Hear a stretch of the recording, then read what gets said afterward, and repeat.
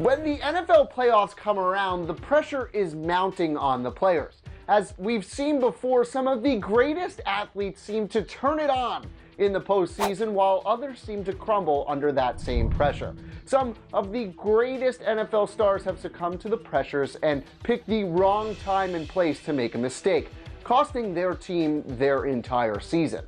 I'm Mike Cantalupo, and today we look at the 10 most costly mistakes in NFL playoff history. And a big shout out to Ed Vega for suggesting this video. If you like this video, hit the subscribe button and keep up to date, because we put out videos like this one every single day. Number 10, Blair Walsh kicks away his career.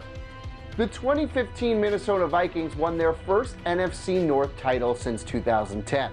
And they were in prime position to take down the two-time defending NFC champion Seattle Seahawks. All Vikings kicker Blair Walsh had to do was make a 27-yard field goal. And the kick is no good! He was released during the 2016 season because it's safe to say he lost all of his confidence after missing by far the easiest and most crucial field goal of his NFL career. Number 9 is John Kasay. While most of you remember Adam Vinatieri's game-winning field goal in Super Bowl 38 against the Carolina Panthers, many forget that Tom Brady didn't really have to drive very far to set him up. Jake Delhomme led the Panthers on a clutch touchdown drive to tie things up at 29 apiece with only a minute and 8 seconds to go. It would be reasonable to think that the Patriots would play conservative and perhaps take it into overtime. Well, Panthers kicker John Kasay made a horrible mistake. Look. Oh no, it was out of bounds. Oh my goodness, John Kasay can't believe what he just did. Ironic how another kicker helped make Vinatieri a legend. Number 8 is Lee Evans and Billy Cundiff. As the Panthers and John Kasay well knew, it's never easy beating Tom Brady in Foxborough during the playoffs. But the Baltimore Ravens were in prime position thanks to a remarkable last-minute drive by Joe Flacco. With 28 seconds left, the Ravens trailed 23-20 and were in the red zone. Flacco made a beautiful game-winning touchdown pass to Lee Evans, or so we thought. I mean, listen, that was good cornerback play, but predictably, Billy Cundiff couldn't make a give-me 32-yard field goal to tie the game. Number 7 is Matt Hasselbeck. Talks the talk, but doesn't walk the walk. 2003 was an exciting year for the perennially struggling Seattle Seahawks. They went 10-6 and faced the Green Bay Packers in the wild card round. With the game tied at 27, all headed into overtime, Seahawks quarterback Matt Hasselbeck won the coin toss and infamously said this. The Adlers won the toss. We won the ball, we're going to score. But then he did this.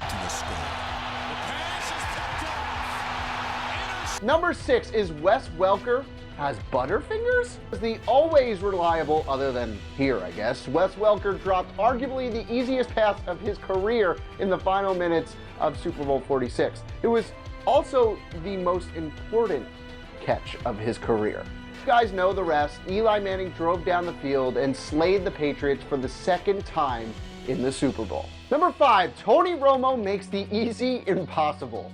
The 2006 season was an extremely memorable one for Tony Romo in more ways than one.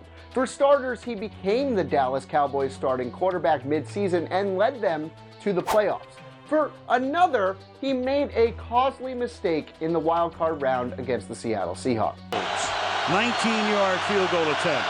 Oh, it is fumbled by Romo, and then Romo's going to run. Number 4, Peyton Manning's bad read. In Super Bowl 44 against the New Orleans Saints, Manning was working on a potential game-winning drive in the final minutes, but the mastermind known for reading defenses missed this one. Picked off. Look out. Number 3, Brett Favre's NFC Championship blunder. Brett Favre has thrown a pair of costly interceptions in the NFC Championship. The one in the 2009 NFC Championship as a member of the Vikings is worth a dishonorable mention, but we'll say the one in 2007 as a member of the Packers was worse. That's because it was his final throw as a Packer. That interception handed the Giants an easy trip to Super Bowl 42. Number 2, Seattle should have ran. It's going to go down as one of the worst calls in NFL history. The Seattle Seahawks were 1 yard away from defending their Super Bowl championship against the, yep, say it with me, New England Patriots.